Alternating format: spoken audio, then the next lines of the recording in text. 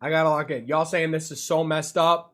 The Darkest Kids TV show ever made by Nick Crowley. Let's go. And y'all let me know if it sounds good. If y'all can hear it.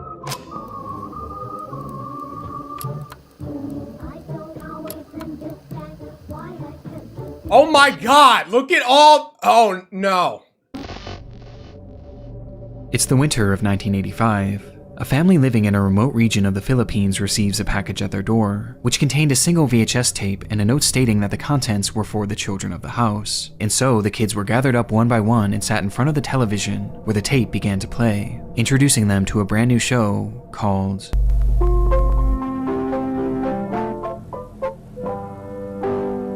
Life with Grandpa.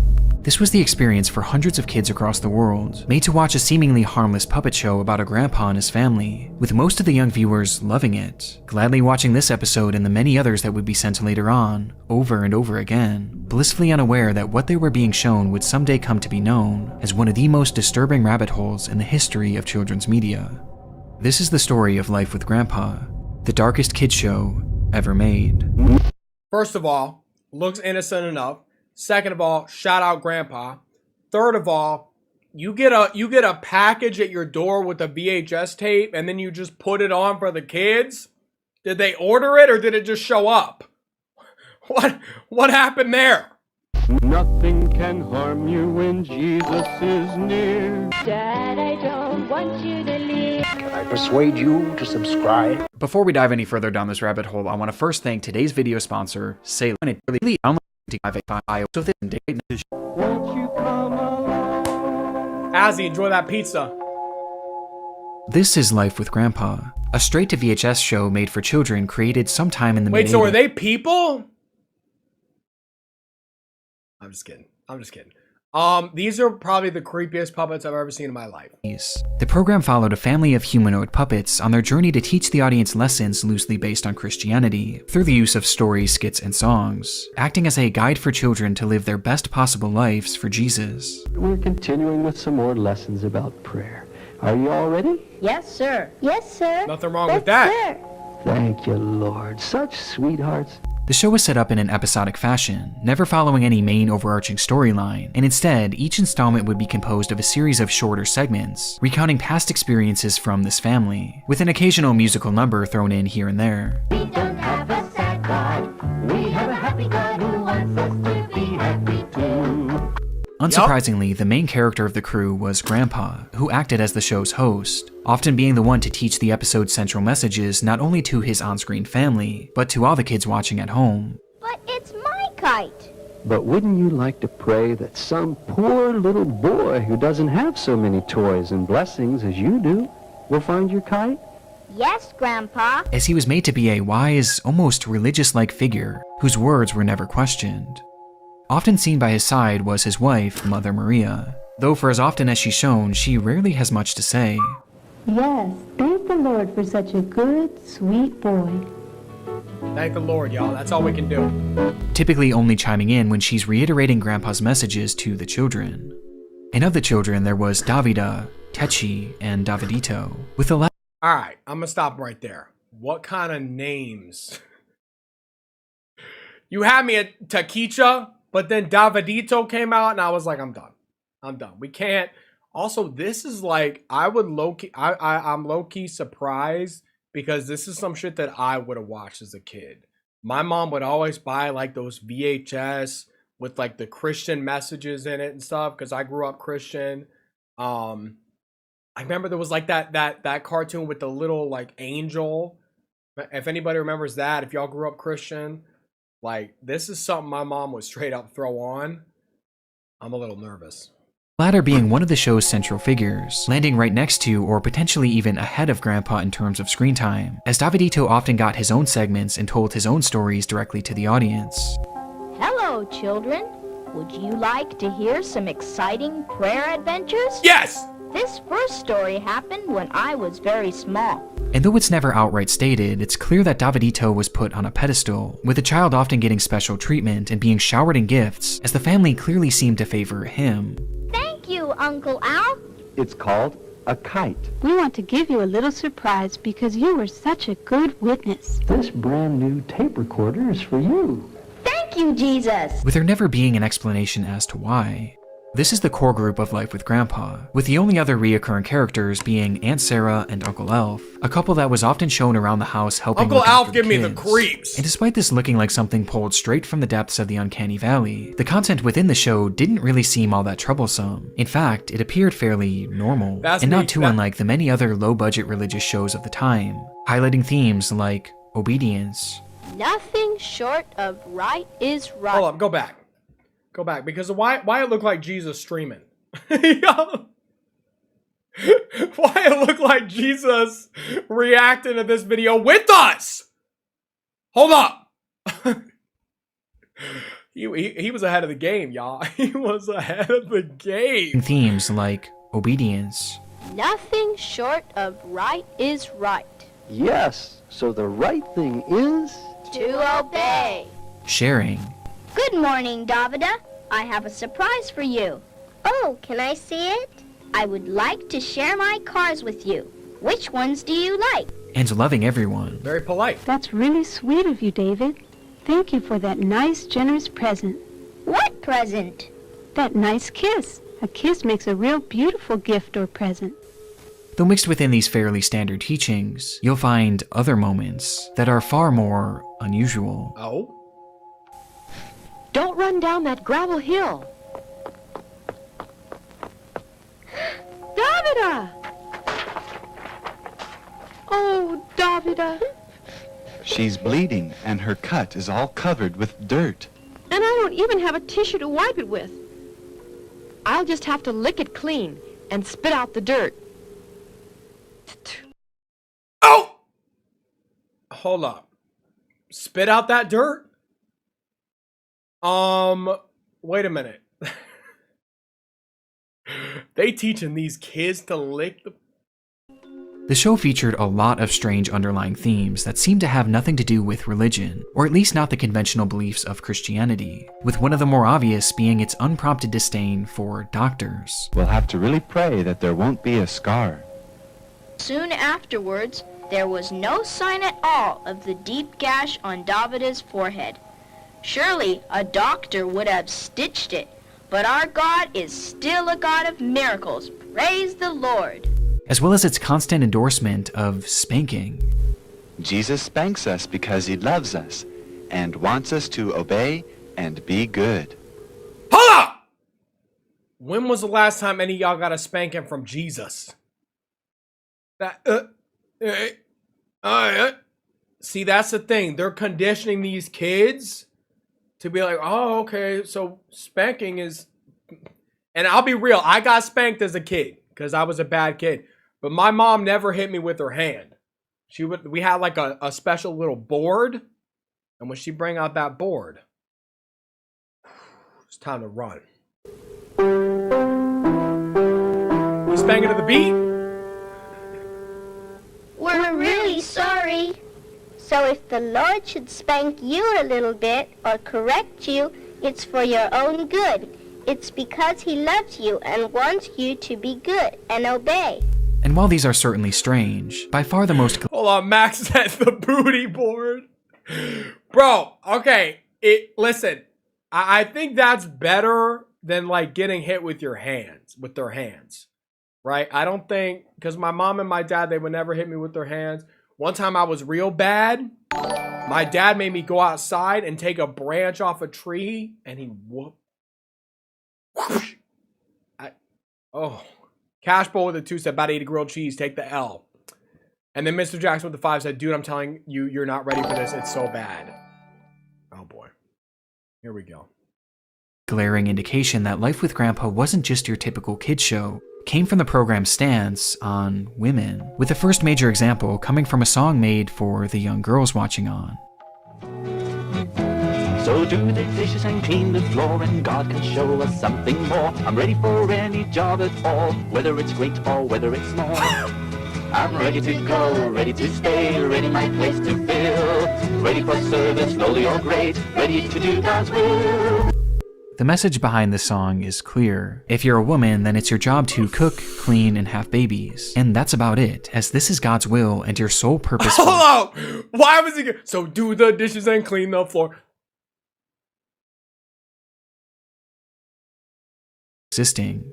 And while this ideology was certainly not as controversial at the time, the show took it even further, as it hammered home this idea to all the children watching on by repeating one line at the end over and over again.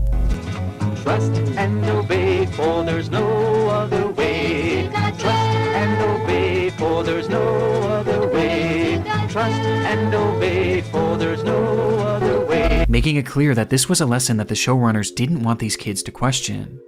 But as comically offensive as this song is, it was far from the worst that the show had to offer. How is it worse? It's time for our lecture song. He's a friendly scientist, a real good friend of ours. In another episode, we're shown a musical number about Grandpa, who's portrayed as a scientist that's always busy working, though the song is really less about him and more about his love interest. Getting out of shape, 'cause he's in love with a robot. What?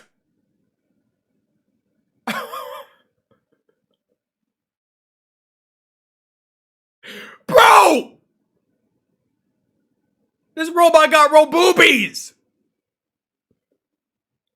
Watch her flick and spin. Ooh, yeah. A robot with long hair and nude female breasts. It's one of the most surreal things that I've ever seen on a kid's show, as this thing was clearly meant to be a portrayal of Grandpa's wife and women in general, likening them to robots. Though unlike the previous demeaning song, this number is blatantly perverted, as it not only shows the robot having breasts, but it also shows Grandpa fondling them as well. And these perversions weren't even exclusive to its imagery. What's in his key? And that's when she gets excited. It's shocking for so many reasons, but mainly due to the fact that this was on a show that was literally made for toddlers and young children, who are now being shown this clearly explicit content. And most disturbing of all is the realization that this sexualized material was actually nothing new to the world of Life with Grandpa. Predating the puppets, there was a little-known illustrated book series called Life of Grandpa, with the show practically being a shot-for-shot remake of this book series, featuring the same exact characters and stories. And much like the show, the series was also a religious guide created for children. In its pages, you'll find themes about morality and lessons made to guide you towards a proper way of living through this religion. But these books also had a very apparent dark side, one far worse than the show it inspired. In the chapter Real Fathers, we're shown a scene where Techi and Davidito question why they have two different skin colors, despite them being siblings, as Techi noticed that Davidito's skin appeared light brown, while hers was almost pure white, to which Grandpa then explains to them how his wife and their mother had slept with other men. See, God used Timothy and Carlos only to fuck mama so that I could have you both. They were just like an instrument or tool that Jesus used to help create you wonderful little children for his kingdom. Praise the Lord. This was followed by an in-depth explanation of what that scene looked like, including images depicting the act. What? A penis is like a plow and a woman's... Examples like this are prevalent all throughout the pages of Life with Grandpa, with erotic material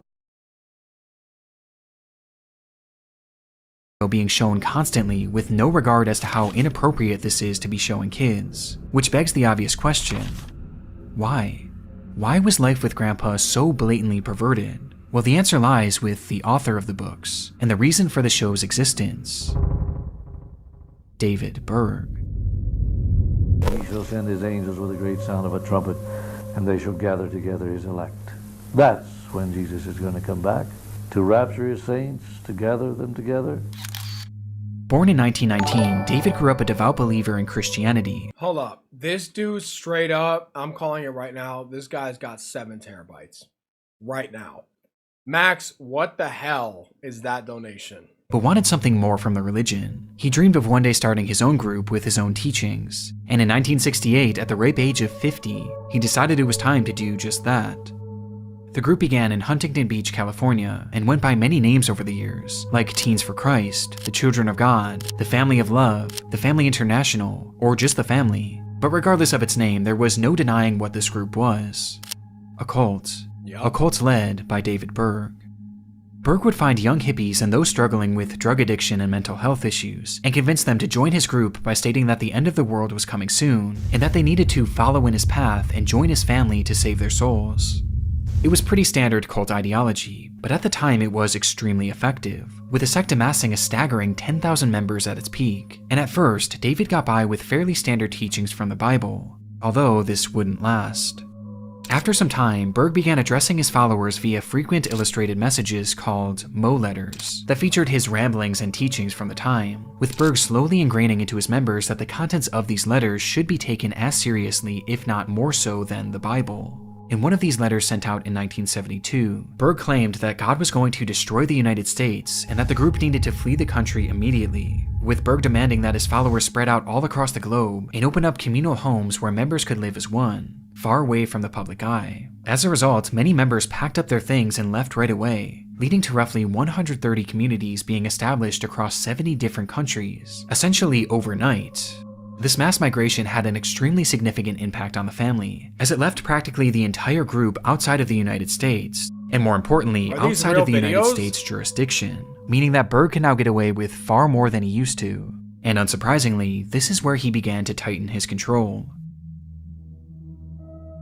The full-time members were made to give up all of their earthly possessions to the group and cease all contact with their family and friends who were non-believers, cutting them off from the outside world completely. And these restrictions also applied to the media they consumed. I decided I would limit how much I would watch the TV. Cause now I've got the answer. It's the slave. I'm the master. It no longer has a spell on me.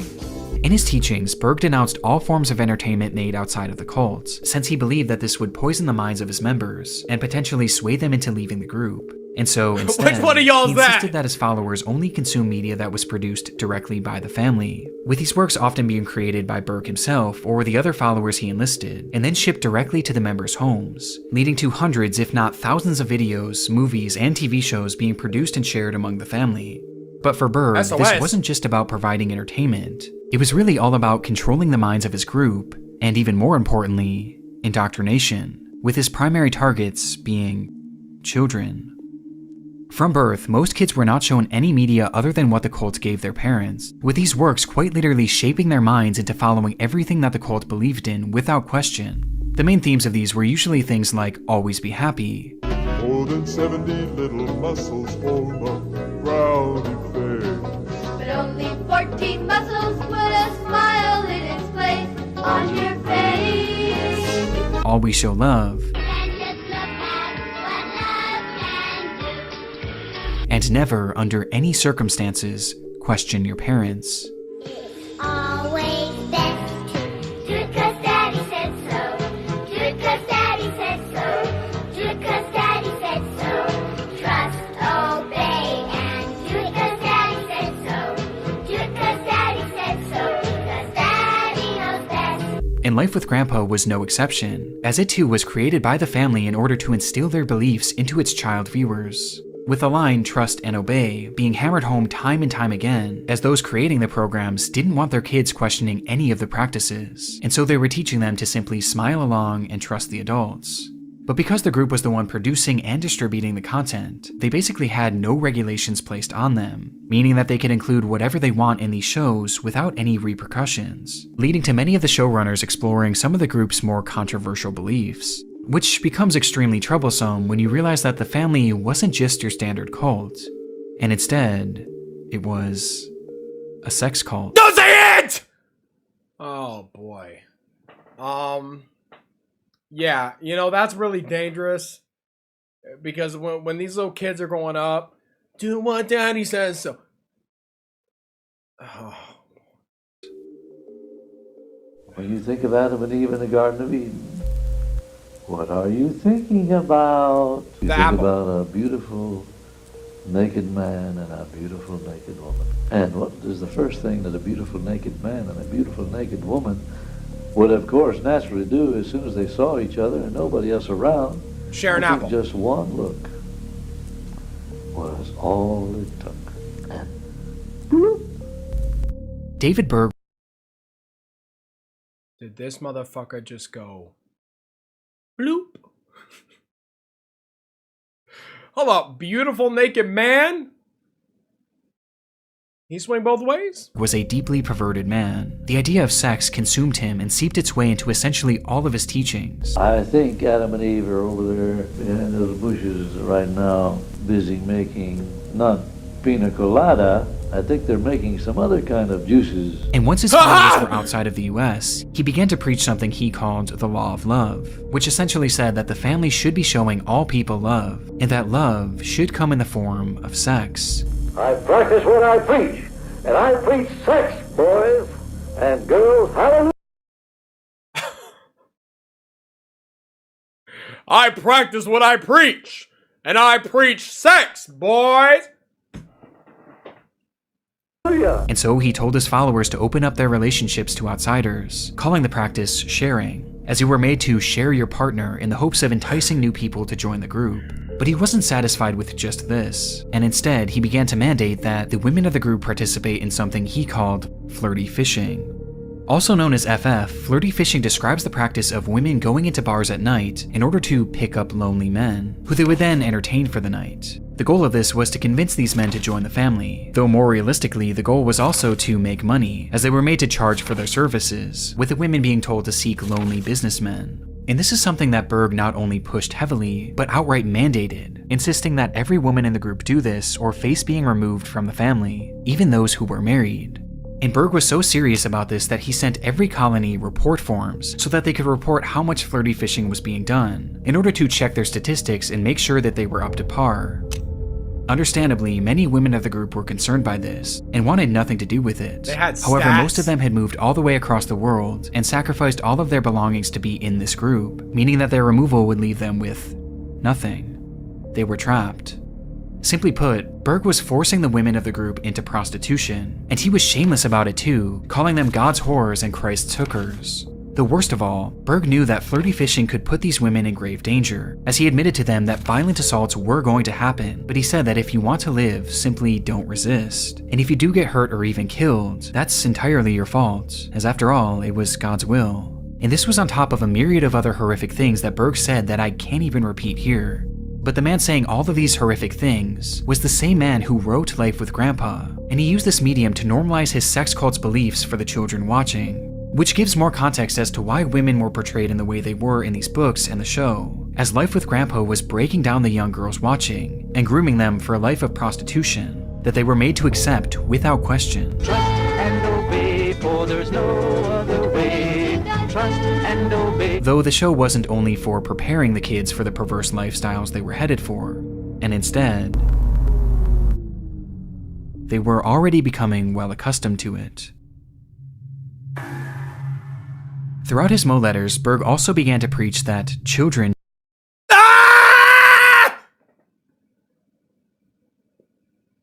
I don't want to continue. I don't want to continue. I don't want to continue. There's nothing in the world at all wrong with sex as long as it's practiced in love. No matter who or what age or what relative or what manner.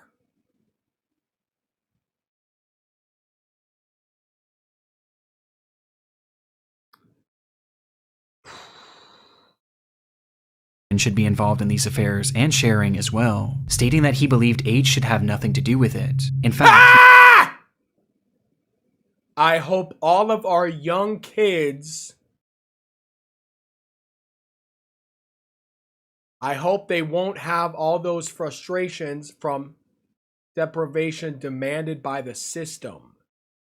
He believed that children should be taught about this lifestyle essentially as soon as they're born. And although, again, I can't read his exact words on this, Berg had declared open season on pedophilia, and much like flirty fishing, it was mandatory.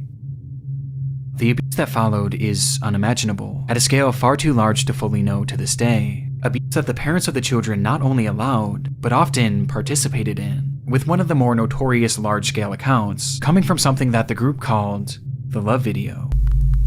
This movie was a result of Berg sending out requests to all of the parents to send him lewd videos of their children dancing, which he not only took for himself, but packaged together into a long-form compilation video that was then distributed to all of the cult's members, encouraging the others to film similar content, with Berg going as far as creating a guide to help create the perfect video. And not only did many parents go along with this, but many clearly enjoyed it. Keita shared with us the video that just came from World Services, and it was so inspiring. It was so beautiful. The love video. And for this couple specifically, this wasn't the only order that they were happily following. And it was really a blessing, too, for Joe and Hobo, because they had a good chance to share also with Sally. Amen. And so the Lord's really setting us freer and freer to obey and to be free and to show that sample of freedom and love to the world. Guys. Life with Grandpa was literally created to indoctrinate kids into a pedophilic sex cult, and it makes you realize why exactly it and so many other of the cult's programs were hammering home this point of not questioning your parents or— Oh my god, dude, just looking at this kid, knowing that this kid was probably, well, any adults, and to simply obey and smile. So the right thing is to obey. Because the adults in their lives were now suddenly doing unimaginable things to them, and they were being groomed not to question it, making some of the show's segments horrendous in hindsight. One very special way you can show the big people that you love them is by giving them lots of hugs, kisses, and cuddles. Oh, a child's love and affection really encourages and inspires the big people. It was normalizing their abuse, and because of this, many children never questioned the horrible assaults that they endured, assaults that were all fueled and pushed by David Berg's sick perversions. God created boys and girls able to have children by about the age of 12 years of age. My God, now he's going to advocate child and sex. Yes. Which were far from theoretical, as Berg himself allegedly partook in this practice repeatedly with his own children and stepchildren, as incest was also a key point of his teachings, and his adult followers rarely dared to question this, as those who refused to partake in Berg's latest teachings were again at risk of removal from the group, which is even more devastating for those who had children, as much like all of their possessions, their kids were pledged and belonged to the family. And the kids themselves couldn't seek help either, as those that refused to trust and obey were sent away to actual prison camps owned by the cult until they were basically reprogrammed. They made camps. I was sent with my brother to the Philippines. We had armed guards from the Filipino military keeping us in. They would publicly beat you if you asked to leave, then try to break you and get you to confess. And the group continuously got away with this too, thanks in large part to Berg's orchestration of the group leaving the United States, which looking back was almost certainly done on purpose. Plus, many members were actually living in hiding. In fact, all of the members were made to change their names upon joining the group, and most were told to never give out their last names, meaning that if any child wanted to report that had happened to them, they would be unable to provide even the names of their abusers. And this included Berg too, who at this point lived most of his life in hiding, going by numerous aliases to avoid detection. Aliases. If there is a hell, every single one of these adults is right now burning alive. Like King, Moses, Mo, Dad, and eventually Grandpa.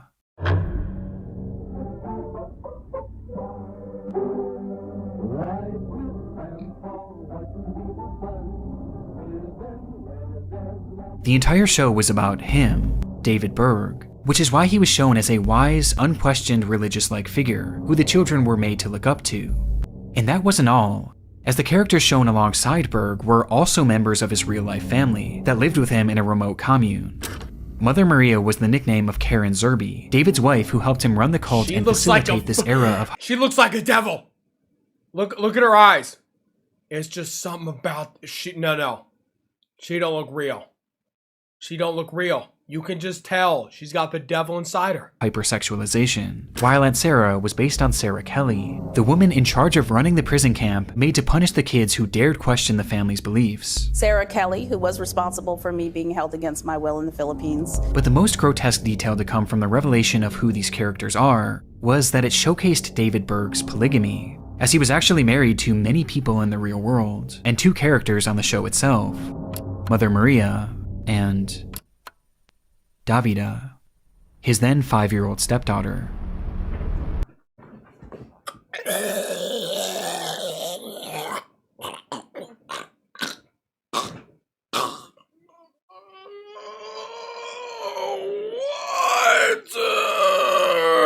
I'm gonna pass out. I'm pass out. I'm pass out. Y'all see how red I just got? Ah! Guys. Davida would eventually go on to tell her story, stating that she had been Berg's child bride. And there was a ceremony with the ring and everything, and once I turned 5 years old was when I was implicated into being one of his queens, so to speak. Along with allegations that she had been victimized by him countless times. And she wasn't the only victim of Berg's perversions. Techi was often sexualized by Berg publicly, with Berg having stories made and illustrated depicting his fantasies about her when she was just a child. On top of this, numerous people within the group also claimed that she had been outright assaulted by the hands of Berg, as well as many others in the group. And look at our pretty girls today. You're dressed in such nice dresses and your hair looks so nice. Yes, you look so pretty for all the children that are watching today.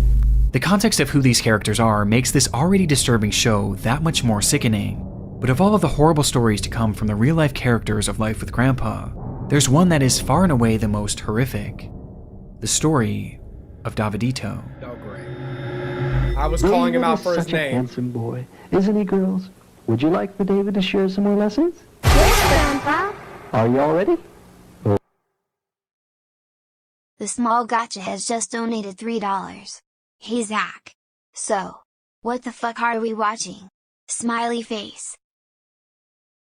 At this point, bro, I don't even know. Okay, David, you have the floor. His real name was Ricky Rodriguez, and as a baby, he was taken in as Berg's son following Maria conceiving him with a man after a night of flirty fishing. And being David's first son, he was given the nickname Davidito. As for David Berg, he viewed this child as essentially a messiah. He began telling his followers that Davidito would one day save them from the apocalypse, causing Davidito to become a celebrity within the group, and worshipped as a religious figure when he was just a baby. Which explains why he was given so much airtime during Life with Grandpa, and why he was constantly being showered with gifts. We want to give you a little surprise because you were such a good witness. And for David and Karen, they wanted Davidito's life and childhood to be a guide for all members of the group, as they raised him in what they believed to be the perfect manner for a godly household. And so the couple and several other contributors documented the way he was raised, with daily journal entries that were published as weekly newsletters, and eventually turned into one massive book titled The Story of Davidito.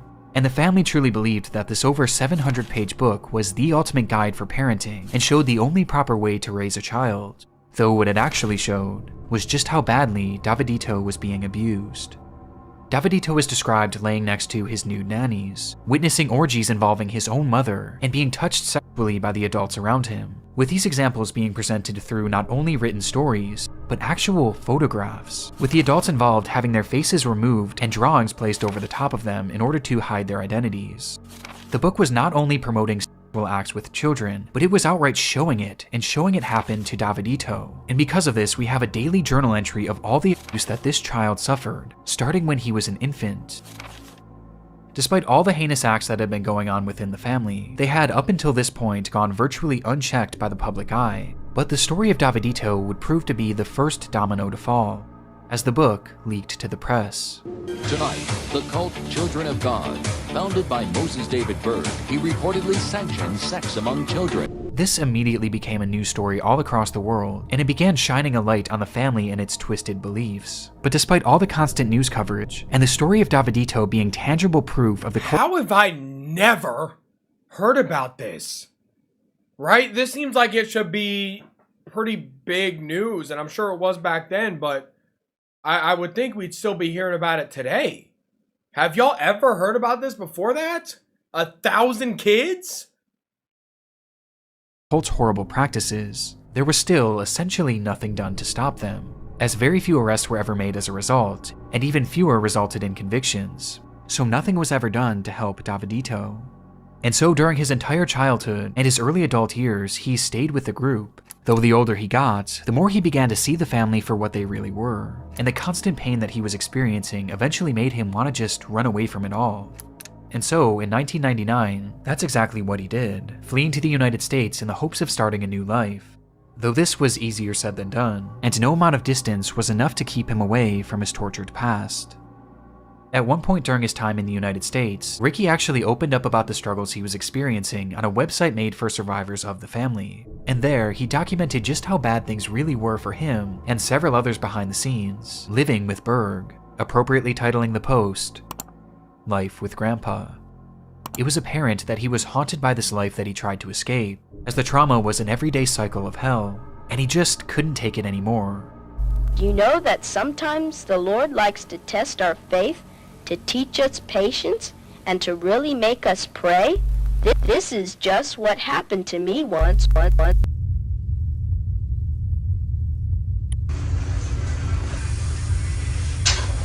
Well, hey everyone.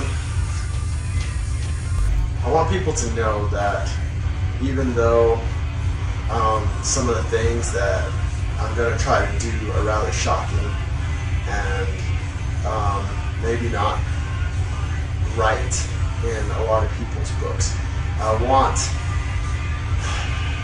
to explain some of the reasons behind it. On January 7th, 2005, Ricky Rodriguez set up a video camera in his apartment and expressed his desire to kill his mother and other leaders of the group for all the dreadful things that they had done not only to him, but to all the other children. I'm gonna say something a little controversial. Toss me a mag. Toss me a mag. I'm coming with you. With his hope being that this would finally bring down the family once and for all. My goal is to get those $6 Mom and Peter, and you know, then I can go to the next life knowing that, you know, that I made a difference. With Ricky going as far as to show off the various ways that he planned on torturing them. I'm gonna have to make do. I got my drill here. Got lots of fucking duct tape. God knows, He hears, He cares. He loves His girls and boys. He gives His very best to those who let Him choose the toys. Damn! Wait, hold on. It all comes back. Hey. Come on, y'all. Come on. This shit. By this point, David Berg had been dead for years, though the family carried on with his mother, Karen Zerby, assuming full control, which explains why she was the primary target. And much like Berg, Karen spent most of her life in hiding, with Ricky being unable to track her down, though he was able to find Angela Smith, one of the nannies responsible for raising him, as well as one of his most prominent abusers, as she was even shown in the story of Davidito assaulting him. At this point, Ricky was exhausted, and Angela was his last shot at getting intel to help him find his mother and finally carry through on his plans. And so, he invited her over for dinner, under the guise of rejoining the group. I went home that night and tried to wait patiently for the next day. But the Lord still had more lessons that He wanted to teach me. This is what happened. Before Ricky could even get the information he was looking for, something in him snapped, and midway through their conversation, Ricky grabbed a knife and stabbed Karen in the arm, and then slit her throat. He fled the area that night, driving for hours until he reached California, the place that years before David Berg had started the family. There, he called his ex-wife, professing to everything he did, saying that he did it mainly for his sister Techi, but he felt no better. In fact, he felt worse. And even looking back at the video, it's very obvious that this was something that Ricky didn't truly want to do, and instead he felt like he had to do it, to avenge everyone that the family had hurt. But I'm not trained. I don't know how to fucking do this. I don't even want to fucking do this. God damn it. And it was too late to take back what he did, and so he stopped the car in a dark parking lot, sat there for a moment thinking about everything that had happened during his painful life. and ended his suffering once and for all. I mean, in a way, that's what these fuckers have done to us. They didn't actually, grab a knife and cut us up, but man, they sure fucked up our brains. That's the way it was at Grandpa and Mama's house. Literally or figuratively, they're going down. So, with that happy thought, I shall leave you. Rip. Rest in peace, y'all. Damn.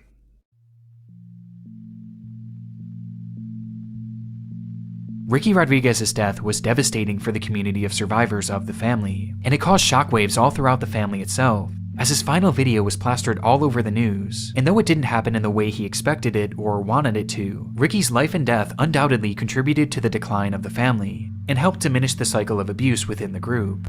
Starting from the story of Davidito, the public pressure forced Berg to outlaw the widespread abuse that he once preached. And though it is believed that it never really came to an end, it was at the very least significantly reduced. And by the time the news began to cover Ricky's death, it proved to be the final wake-up call for many still within the group, as they finally began to see through the facade that had once controlled their lives.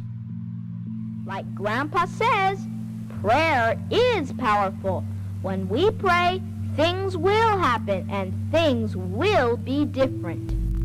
It's difficult to watch any of Life with Grandpa, knowing its history, its purpose, and the real people that it was inspired by. Though as soon as the media began taking notice of the cult, many members were made to purge the media that was sent to them that may be considered incriminating. And as a result, it appears that most of Life with Grandpa is missing to this day, and potentially destroyed forever.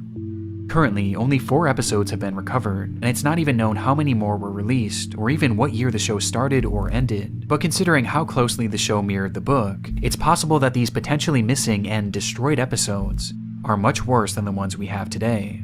But despite not knowing the full extent of the show, it's clear that Life with Grandpa and the countless other programs that the family made did exactly what they wanted them to. They brainwashed an entire generation of the cult's children, and the effects were devastating. But they become extremely agitated when we ask them about Moses David Berg's teachings on sex. My Little Fish. Now, your father described that as a routine publication. They're not having sex, they're just kissing and hugging in bed. That's not sex. If you show it to other people, they don't understand. That stuff's not supposed to be publicized. So many people think sex is wrong. So many people hate us. But we just telling them the truth. We're just telling them it's not wrong. We're just telling them that there's nothing wrong with it. And here come these publicizers showing them to everybody. Oh, God. Between the strange content from the program itself, its obvious attempts at indoctrinating kids into a cult that was only ever going to harm them, the real-life people behind the characters, and the fact that this propaganda was so effective, I have no doubt that Life with Grandpa is the darkest children's show that I've ever come across. Though, shockingly, there's somehow one more layer to the story that makes this program even more disturbing. Here come the twist! Peter Puppet! And now, here's the exciting ending to this story.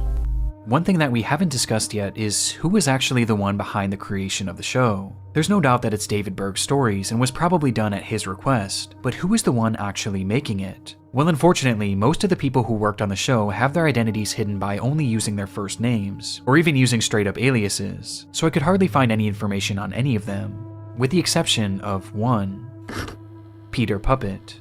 Peter Puppet was sort of a celebrity within the group, being responsible for numerous puppet shows, including one called The Lovettes, which was actually far more popular than Life with Grandpa, and was even supposedly broadcast on TV in the Philippines, with the show being a disturbing rabbit hole in its own right. Would you like to hear a story? Well then, let's go see Grandpa in the garden. Hello, children. So nice of you to visit us in the garden today. But Peter Puppet owned this group, and was in charge of the Lovettes team, and coincidentally, the Lovettes just so happened to be credited as the producers of Life with Grandpa. So Peter Puppet was, at the very least, one of the contributing creators of the show. And he also seems to be the one in charge of performing the actual musical numbers on the show, as they featured puppets that belonged to Peter and the Lovettes team, with these segments interestingly being credited to an unknown man named Peter Pioneer. We have a beautiful song from Peter Pioneer. It's not a concrete link, but it's clear that Peter dude's Puppet voice. had a role in the show's creation, and helped push the family's disturbed ideology onto hundreds of kids across the globe. But during the creation of Life with Grandpa, It seems his own beliefs were being tested. In the beginning of the video, we saw an example of the family's view on doctors. Surely a doctor would have stitched it, but our God is still a God of miracles. Praise the Lord. This sentiment was really common in the family, as Berg outright forbade any medicine or surgeries of any Like, kind. are they dumb? Like, I'm sorry, but in like, I get it. God and Jesus perform miracles, but if you get a big ass gash in your head, that's just not gonna put itself back together. You know what I'm saying? Did that actually happen to anything? And they figured out, oh yeah, we got to go take this little kid to the hospital. There's no way you're that dumb, right? Right? Instead preaching that miracles from God were the only way to heal. And because of this, many members of the family with chronic ailments or fatal illnesses were basically left to die. And one of those left suffering was Peter Puppet. His life is almost entirely a mystery, as he lived in hiding in one of the family's compounds, but according to some of the group's members, one day he noticed something in his neck, a small lump.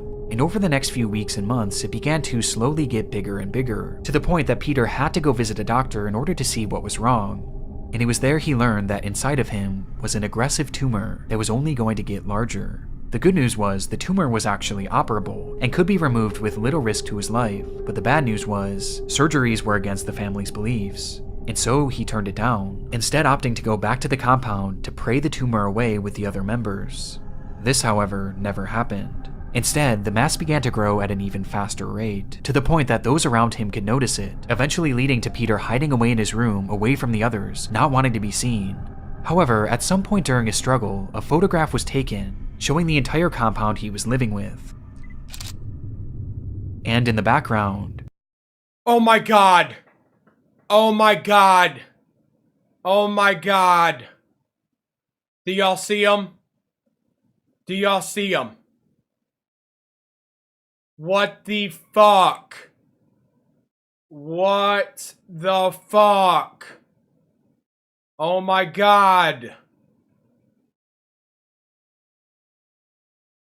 We see Peter, whose neck is impossibly large.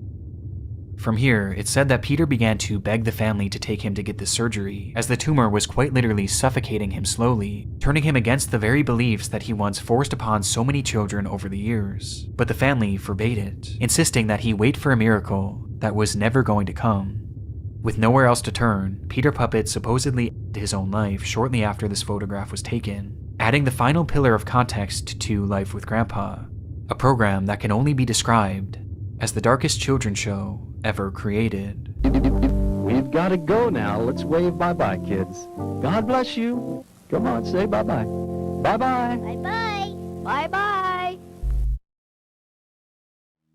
Sadly I wandered for many a year, driven by hunger and filled with fear. I must arise and go backward. Are we done? Sorrow, He died of natural causes. Alright. I wish someone would have killed him. He was never convicted! What?! It's still happening to this day?! She's not been photographed or seen publicly. Sarah left the family. She was last seen in Costa Rica, helping vulnerable people. Seeds of Hope severed ties with her. She's never been seen again. Oh my gosh. What the fuck? Dude, I don't think I've ever seen anything like that. That is just disturbing on a spiritual level, on every fucking level. What the